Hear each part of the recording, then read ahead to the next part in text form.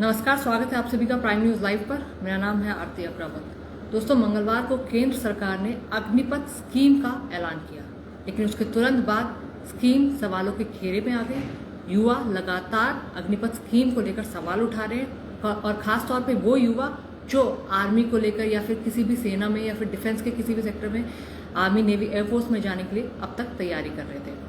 इसी को लेकर कल बक्सर यानी बिहार के बक्सर में हंगामा शुरू हुआ था, जो बिहार के बक्सर, मुजफ्फरपुर, आरा और वहां से होते होते दिल्ली, हरियाणा, यूपी, ऐसा कोई राज्य नहीं बचा जहां अग्निपथ स्कीम को लेकर हंगामा नहीं मचा है। एक और केंद्र सरकार का कहना है कि इससे युवाओं का भविष्य और ज़्यादा पॉजिटिव हो जाएगा, क्योंकि 4 साल में उन्हें उनके पास अकाउंट में कुछ ना कुछ बैलेंस होगा। बहुत ही कम उनके पास पैसे होंगे। पहले साल में उनको 30,000, दूसरे साल में उनको 35,000, तीसरे साल में उनको 40,000 की तनख्वाह मिलेगी और बहुत ही छोटी उम्र में काफ़ी इजाफा होगा। उनकी स्किल्स में भी इजाफा होगा। तमाम ऐसी बातें केंद्र सरकार की तरफ से, गृह मंत्रालय की तरफ से भी कही गई। इतना ही नहीं, गृह मंत्रालय ने कहा कि जो भी अग्निवीर 4 साल अपने पूरे करके वहां से निकलेंगे और उसके बाद जो 75%, जो 25% तो सिलेक्ट होकर उसी में बटालियन में बहाल हो जाएंगे, लेकिन जो 75% जो संख्या, जो आंकड़ा बड़ा है, जो परसेंटेज बहुत बड़ा है, उनका आखिरकार क्या होगा? इसको लेकर छात्र, जो अभ्यर्थी है, वो उनको अपना भविष्य काफी अधर में लटका हुआ नजर आ रहा है। इसी को लेकर उन्होंने तमाम जगह प्रदर्शन हुआ और प्रदर्शन अब भी जारी है। लेकिन सरकार इस पर कहती है कि गृह मंत्रालय की तरफ से कल भी बयान जारी किया गया था कि आगे जो 4 साल पूरा कर लेते हैं उन्हें असम राइफल और इनमें जगह दी जाएगी। इसके अलावा उत्तराखंड सरकार, उत्तर प्रदेश सरकार ने भी पुलिस में उन्हें वरीयता देने की बात कही है। ये तो है एक बात, लेकिन दूसरी बात, इसमें पेच बहुत सारे हैं जो अभी तक मीडिया में, खास तौर से मेन स्ट्रीम मीडिया में सामने नहीं आया है। लेकिन पेच बहुत सारे हैं जिसको लेकर युवा चिंता में करें, और चिंता उनकी वाजिब भी है। चिंताएं जैसे अब 2019 दिसंबर का एग्जाम्पल ले लेते हैं। अब तक पिछले 2 सालों से आर्मी ने कोई वैकेंसी नहीं निकाली है। ऐसे में बहुत से अभ्यर्थी, बहुत से छात्र जो इंतजार कर रहे थे, जिन्होंने अपना फिजिकल दे दिया, अपना मेडिकल क्लियर कर चुके हैं, जो आगे एग्जाम का इंतजार कर रहे थे, वो सब कैंसिल हो जाएगा।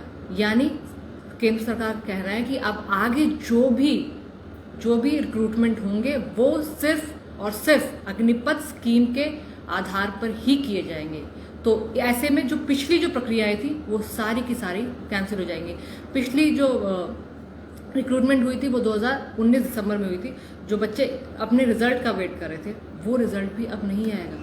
तो ऐसे कुछ सवालों की सूची मैंने तैयार की है और उन सवालों के बातचीत के आधार पर आर्मी, नेवी और एयरफोर्स के आला अधिकारियों से बातचीत के आधार पर कुछ सवाल निकाले, जिनसे युवा जो है, अगर युवा देख रहे हो तो उनका भी डाउट क्लियर काफ़ी हद तक मेरे मुताबिक हो सकता है। 16-17 सवाल बनाए थे जिन पर बातचीत के आधार पर ये निकलता है। एक तरफ तो केंद्र सरकार, यहाँ तक कि आर्मी, नेवी, एयरफोर्स, तीनों ही सेना, उनके प्रमुख सुनिश्चित है इसको लेकर कि ये बहुत अच्छी स्कीम है, बहुत पॉजिटिव है, बहुत ज़्यादा समर्थन करते हुए दिखाई दे रहे हैं। लेकिन दूसरी तरफ जो युवा हैं, आरा में रेलवे स्टेशन पर हंगामा हुआ, कल बक्सर में रेलवे स्टेशन पर हंगामा हुआ। रेलवे पुलिस ने काफ़ी समझा बुझाकर अभ्यर्थी को, छात्रों को वापस भेजने की कोशिश की। इसके बाद आज पलवल में सड़क जाम कर दी गई, गुरुग्राम में हंगामा हुआ, ऐसी कोई जगह नहीं बची। दिल्ली में भी हंगामा हो रहा, प्रदर्शन किए जा रहे हैं। छात्र यही सवाल कर रहे हैं कि हमारे भविष्य का क्या होगा। रक्षा मंत्रालय की तरफ से तर्क ये है कि क्योंकि पेंशन और जो रक्षा बजट है, वेतन और पेंशन का जो बोझ भार है, उसे कम करना चाहती, इसीलिए अग्निपथ स्कीम को लाया गया। और पिछले बहुत वक्त से इस पर चर्चा हो रही थी।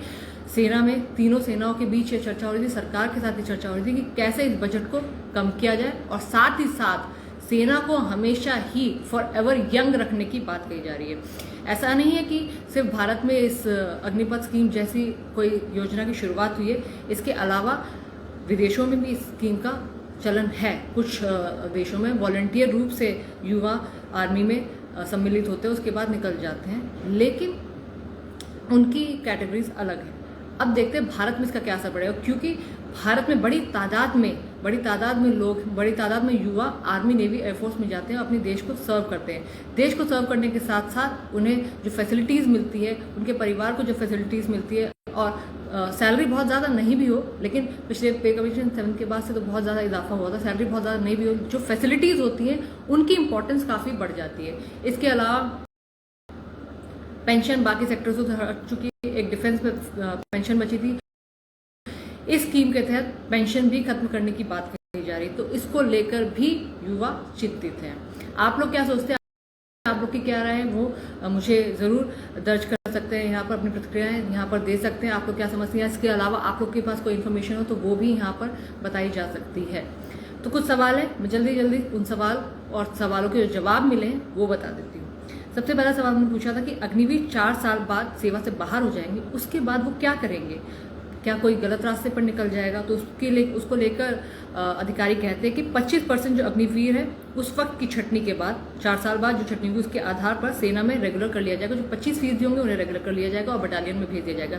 लेकिन जो 75% होंगे 4 सालों में हम उनकी स्किल्स इतनी अच्छी तरह डेवलप कर देंगे कि वो कहीं ना कहीं सेटल हो जाए। इसके अलावा अगर वो गवर्नमेंट जॉब्स में या फिर फोर्स में ही जाना चाहते हैं तो उसके भी कई राज्यों के आधार पर कई राज्यों ने अपनी अपनी आधार पर जो योजनाएं निकाली उसके आधार पर वो आगे की भर्ती में जा सकते हैं। लेकिन ड्रॉबैक क्या है, अब 21 साल की उम्र, अगर कोई 17.5 साल में भर्ती हो जाता है और वो 21 आते आते वो रिटायर हो जाता है, ऐसी यंग एज में रिटायरमेंट, हालांकि उसके पास 11-11.5 लाख होंगे, लेकिन उससे आगे की फ्यूचर में तो डाउट लगता है। एक युवा होने के आधार पर बिल्कुल लगता है। इसके अलावा उनसे पूछा गया कि Agniveer all India all class base पर आएंगे। पुराना जो रेजिमेंटेशन सिस्टम है वो खत्म हो जाएगा। पुरानी अब कोई भी जो रिक्रूटमेंट की प्रक्रिया थी आर्मी में जो हुआ करती थी उसे पूरी तरह खत्म कर दिया जाएगा। सेना नामक निशान पर चलती है। अभी भी हमेशा ये कहा जाता है, बहुत टाइम से ये फ्रेज चलता हुआ आ रहा है कि सेना नाम नमक और निशान पर काम चलती है। अब ऐसा नहीं होगा, क्योंकि ऐसे तो लगाव खत्म हो जाएगा। 4 साल में क्या सेना के प्रति लगाव रहेगा किसी भी रिक्रूटर को, किसी भी और ये सिर्फ इतना ही नहीं है, अग्निवीर जो भी जितनी भी रिक्रूटमेंट होंगी उसकी रिक्रूटमेंट अग्निपथ स्कीम के तहत ही की जाएगी, ये भी सेना की तरफ से कहा गया है। तो इंडियन आर्मी के vice chief lieutenant general BS Raju बताते हैं कि रेजिमेंटेशन का मतलब केवल एक समुदाय से आने वो लोग एक साथ खाना खाएंगे, एक साथ ट्रेनिंग होगी, एक साथ सोएंगे, एक साथ लड़ेंगे भी। लगाव खत्म नहीं होता। लगाव ऐसे खत्म नहीं हो जाता कि 4 साल के लिए काम करे तो लगाव आर्मी से या फिर अपने देश से, अपनी धरती के प्रति लगाव खत्म हो जाएगा। उनका कहना है कि लगाव बिल्कुल खत्म नहीं होगा। इस स्कीम से भी उनका लगाव बना रहेगा। वो 3.5 साल साथ रहेंगे, क्योंकि 6 महीने की ट्रेनिंग होगी, 3.5 साल साथ रहेंगे और 25% बाद में परमानेंट होने के बाद बटालियन में लौट जाएंगे, जो कि 75% नहीं हो पाएंगे उस समय सिलेक्ट। उनके मनोबल पर क्या असर पड़ेगा, क्योंकि 21 से 24 साल के बीच में वो रिटायर हो जाएंगे। तो ऐसी यंग एज में उनके मनोबल पर क्या असर पड़ेगा, ये भी सोचने वाली बात है। और फाइटिंग फॉर्मेशन में कुछ फिक्स क्लास होती है।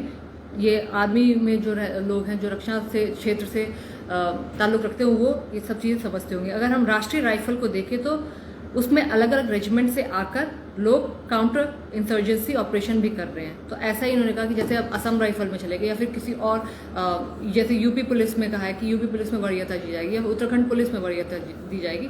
तो इस आधार पे वो जो 75% युवा हैं वो भी कहीं ना कहीं भर्ती हो जाएंगे, उनकी भी जगहें कहीं ना कहीं भरी जाएंगे, रिक्त नहीं रहेंगे। या फिर और किसी फील्ड में जाना चाहते हैं या फिर हायर स्टडीज करना चाहते हैं तो उनके लिए सारे के सारे रास्ते खुले रहेंगे। क्योंकि बहुत सारे युवा ऐसे हैं जो अपनी डिफेंस को सर्व करना चाहते थे, अपने देश को सर्व करना चाहते थे आर्मी ज्वाइन करके, लेकिन नहीं कर पाते। लेकिन इससे बहुत ज़्यादा युवाओं को मौका मिलेगा। ये है तर्क सरकार और डिफेंस की तरफ से, आर्मी नेवी एयरफोर्स की तरफ से। तीसरा सवाल ये पूछा गया कि अग्निपथ के तहत भर्ती कब से शुरू होगी। शुरू अभी होने वाली 90 दिन, 3 महीने के बाद ये भर्ती शुरू हो जाएगी और उसके बाद 6 महीने ट्रेनिंग दी जाएगी। उसके बाद अपने अपने बेसिस पे उनको ट्रांसफर कर दिया जाएगा। इसके बाद क्या आर्मी में उम्र की 21 साल की सीमा केवल GD के लिए होती है, जो जनरल ड्यूटी होती है उसके लिए होती है, और जो ऑफिस ड्यूटी होती है जैसे क्लर्क है, ट्रेडमैन है, ऑफिस स्टाफ जो होता है उनके लिए क्या उम्र होगी। तो इस पर साफ तौर पर कहा है कि इस पर भी उम्र 17.5 साल से 21 साल ही रहेगी। इसमें कोई चेंजेस नहीं है, कोई बदलाव नहीं है। सारी की सारी रिक्रूटमेंट आगे भविष्य में होने वाली भी इसी आधार पर होगी। इसके अलावा दिसंबर 2019 का मैंने जिक्र किया था आपसे। दिसंबर 2019 की भर्ती में नोटिफिकेशन आया था 20 साल की सर्विस के लिए, और लिखित उसका रिटर्न हो चुका है, फिजिकल हो चुका है, मेडिकल सब हो चुका है। लोग अब रिजल्ट के लिए, युवा अपने रिजल्ट के लिए वेट करते हैं, जो कोविड के बाद से आया नहीं है। तो दिसंबर 2019 अब 3 साल होने को है।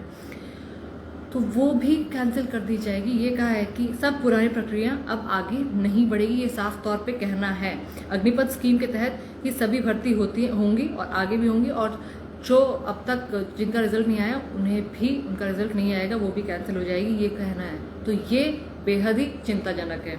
इसके अलावा 2 साल से स्टूडेंट्स एयरफोर्स एनरोलमेंट लिस्ट का इंतजार कर रहे थे, लेकिन अभी तक आई नहीं है, और आर्मी के लिए भी इंतजार कर रहे थे, वो भी अभी तक नहीं आई है। तो अग्निपथ के तहत ही सारी भर्ती हो जाएंगी। बार बार यही कहना है आला अधिकारियों को कि अग्निपथ स्कीम के तहत ही सारी भर्ती हो जाएंगी, तो जो भी सारी प्रक्रियाएं चली आ रही थी वो सारी कैंसिल हो जाएंगी। इसके अलावा 17.5 साल की जो उम्र होती है उस वक्त बच्चा या फिर 10वीं पास होता है या फिर 12th पास होता है। तो ऐसे में ग्रेजुएशन, बिना ग्रेजुएशन की हायर स्टडीज़ के बाद में जब वो 4 साल की अपनी ड्यूटी पूरी कर कर आते हैं, उसके बाद क्या होगा? तो उस पर ये कहते हैं कि सेना की तरफ से स्किल डेवलपमेंट सिखाया जाएगा हर सारे के सारे कैंडिडेट्स को, जिसका जो इग्नू के तहत बनाया जाएगा और चलाया जाएगा। तो इसमें कहते हैं कि अग्निवीरों को पहले साल में ग्रेजुएशन का सर्टिफिकेट दिया जाएगा, दूसरे साल में डिप्लोमा का सर्टिफिकेट दिया जाएगा, उसके बाद डिग्री पूरी होने का सर्टिफिकेट, ग्रेजुएशन पूरी होने पर डिग्री, 3 साल की डिग्री पूरी होने पर डिग्री सर्टिफिकेट भी मिल जाएगा, ये कहना है सेना का। इसके अलावा सेना में अग्निवीर हर साल भर्ती होंगे और महज 25% ही आगे जाया करेंगे। तो ऐसे में एक ऐसा टाइम भी आएगा जब इनकी तादाद कम हो जाएगी और जो परमानेंट सैनिक होंगे वो कम हो जाएंगे, अग्निवीरों की तादाद बढ़ जाएगी, और जो परमानेंट सैनिक है जो लॉन्ग टर्म 20 साल से 40 साल की पूरे 40 साल का पीरियड सर्व करते हैं, यानी 60 साल की उम्र तक सेवा देते थे, वो परमानेंट जो एम्प्लॉयज़ की है वो पीरियड कम हो जाएगा। तो ऐसे में कहते हैं कि इंडियन आर्मी के वाइस चीफ हैं, वो कहते हैं कि अधिकतम 50% ही अग्निवीर होंगे और ये रेशियो 50-50 का ही रहेगा, इसमें ज़्यादा भी हो सकता है। सेना ने साफ तौर पर यह भी कहा अगर ऐसा समय आएगा तो हम बदलाव के लिए तैयार हैं, लेकिन अब जो भी भर्तियां होंगी, क्योंकि हमें रक्षा बजट को कंट्रोल में करना है, वेतन और पेंशन में जो एक्स सर्विस मैन है उनकी जो पेंशन में खर्चा होता है, जो पैसा जा रहा है वो बहुत ज़्यादा है, उसकी तादाद बहुत ज़्यादा है, वो वॉल्यूम बहुत ज़्यादा है, हमें किसी ना किसी तरह उस वॉल्यूम को कंट्रोल करना है। आगे ऐसा समय भी आएगा जब जो 25% जो अग्निवीरों की सिर्फ युवाओं को रखने की बात की जा रही है कि युवा में जोश भरपूर होता है, तो वो परसेंट बढ़ जाएगा और जो परमानेंट एम्प्लॉयज़ होते हैं डिफेंस के वो कम हो जाएंगे। तो इस पर भी अधिकारियों का फिलहाल तो यही कहना है कि आगे के टाइम अगर कुछ ऐसे बदलाव की ज़रूरत होगी, कुछ अमेंडमेंट या चेंजेस की ज़रूरत होगी, तो उस आधार पर वो भी किए जाएंगे। इसके अलावा एयरफोर्स में एयरमैन का एग्जाम देने वाले लोगों का अब क्या होगा? एयरमैन का एग्जाम हुआ करता था, अलग अलग एग्जाम हुआ करते थे, एयरमैन का एग्जाम हुआ करता था, PABT हुआ करता था, पायलट एप्टीट्यूड बैटरी टेस्ट, जो फिर एक ही बार अलाउड होता है, अगर आप उसमें पास हो गए तो हो गए, नहीं हुए तो नहीं हुए। ये एयरफोर्स में पायलट के लिए होता है। तो अब सारे जो भी रिक्रूटमेंट है वो इसी आधार पर होगी, अग्निपथ स्कीम के आधार पर। और उन लोगों का क्या होगा जो सेना में भर्ती के लिए मेडिकल और फिजिकल टेस्ट पास कर चुके हैं, एग्जाम का इंतजार कर रहे हैं, वो भी कैंसिल। अब जो भी भर्तियां हैं साफ तौर पे ये कहना है अग्निपथ स्कीम के तहत ही होगी। इसके अलावा सेना में अस्थायी नौकरी के भरोसे युवा आने में उत्सुक हैं। अब 4 साल तो ऐसा लगता है कि टेम्पररी टाइम है, तो ऐसे में जिस तरह से हंगामा मचाओ उस हिसाब से सरकार को भी और सेना को भी साफ तौर पे अंदेशा और मैसेज और ये संकेत मिल चुके हैं कि युवा किस कदर अभी नाराज हैं, या फिर उन्हें समझाएं कि भाई ये ड्रॉबैक्स है, ऐसा नहीं होगा, सब चीज़ें वाजिब तरीके से की जाएगी। लेकिन जो युवाओं के मन में जो डर बैठा हुआ है वो बेवजह नहीं है। इसके अलावा अधिकतम उम्र 21 साल रखी गई है, तो क्या सभी पदों के लिए? बिल्कुल सभी पदों के लिए, इसमें कोई चेंजेस नहीं है। जितने भी पद है सबके लिए 17.5 से 21 साल की ही उम्र है। पहले क्या हुआ करता है, जैसे मैंने अभी PABT का जिक्र किया था आपसे, मान लीजिए कोई ग्रेजुएशन पास PABT के लिए अप्लाई करता है, या फिर एयरफोर्स में अप्लाई करता है, या फिर आर्मी में अप्लाई करता है ऑफिसर्स पोस्ट के लिए, जो लेफ्टिनेंट से स्टार्ट होती है, उसके बाद 3 साल के बाद वो कैप्टन हो जाता है। तो उसके लिए उम्र अगर ग्रेजुएशन करके जा रहे हैं तो 23 साल उम्र हुआ करती थी। अगर आप पोस्ट ग्रेजुएशन करके अप्लाई कर रहे हैं तो वो आर्मी में शायद 2 साल और बड़ी हो जाती थी, 25 साल हो जाती थी, और नेवी के हिसाब से भी 2-2 साल का इजाफा हुआ करता था। लेकिन अब कहना है डिफेंस का कि सब में एक ही उम्र, एक ही मार्जिन रहेगा, वो भी 17.5 साल से 21 साल की उम्र का ही रहेगा। इसके अलावा सेना में परमानेंट होने के कितने चांस हैं? तो परमानेंट होने वाले अग्निवीरों की यही चांस है कि 4 साल के बाद 25% जो उस समय छटनी के आधार पर निकलेंगे वही परमानेंट होंगे, बाकी 75% निकल जाएंगे। क्या सेना की तरह पेंशन और एक्स सर्विसमैन को मिलने वाली सुविधाएं प्राप्त कर सकेंगे? तो उसके लिए डिफेंस ने साफ तौर पर मना किया है कि नहीं, ऐसा नहीं होगा। जो भी सहूलियतें जो भी डिफेंस सेक्टर्स को या फिर पेंशनर्स को पहले दी जाती थी वो नहीं दी जाएगी। तो जो भी है, मेन यही बात है कि अपने रक्षा बजट को कंट्रोल में करने के लिए पेंशन और वेतन में जो खर्चा होता है उसे कंट्रोल में करने के लिए ही सरकार की तरफ से कदम उठाया गया। लेकिन जो युवा सड़कों पर उतर गए उन्हें किस तरह समझाया जाएगा, ये सरकार के लिए बहुत चुनौतीपूर्ण होगा। इसके अलावा आखिरी सवाल हमने किया था कि क्या अग्निपथ स्कीम का उद्देश्य सिर्फ सेना का खर्च कम करना ही है? तो उस पर वो कहते हैं कि डिफेंस का बजट एक बड़ा हिस्सा है जो पेंशन में खर्च हो जाता है। इसके अलावा जो अदर मेडिकल फैसिलिटीज़ होती है और भी फैसिलिटीज़ है, कैंटीन फैसिलिटीज़ है, तमाम फैसिलिटीज़ है, उनमें भी काफ़ी खर्चा होता है। और कई बार इस पर चर्चा हुई है कि पेंशन का खर्च कैसे कम किया जाए ताकि उस पैसे को सेना के जो मॉडर्नाइजेशन है, जो इक्विपमेंट्स है, उन पर इस्तेमाल किया जा सके। तो हालांकि गृहमंत्री राजनाथ सिंह के अनुसार बचत करना उद्देश्य नहीं है, लेकिन उन्होंने कहा है कि आर्म फोर्सेस को जितनी ज़रूरत है उतना ही खर्च करना होगा। फिलहाल अभी तो ये बात कहने की, क्योंकि डिफेंस सेक्टर में जो रक्षा क्षेत्र में इतना बड़ा बजट बना हुआ है उसे कंट्रोल करना नहीं है। ये बहुत ज़्यादा, क्योंकि हम लोग हमेशा बेरोजगार की बात करते हैं, युवाओं के रोजगार की बात करते हैं, तो ज़्यादा से ज़्यादा लोगों को रोजगार पहुँचाना उद्देश्य है, ये कहना है रक्षा मंत्री राजनाथ सिंह का। लेकिन इस पर आप क्या समझते हैं, अपनी राय यहाँ पर बता सकते हैं। चलिए दोस्तों, मेरे हिसाब से मैंने आप लोगों तक सारी की सारी इन्फॉर्मेशन पहुँचा दी है कि किस लिए युवाओं के मन में डर है, संशय है इस स्कीम को लेकर। आप क्या सोचते हैं ज़रूर बताइए कमेंट करके। चलिए मैं इजाज़त लेती हूँ, कल फिर मिलूंगी, तब तक आप अपना बहुत ख्याल रखिए। Good evening, bye bye.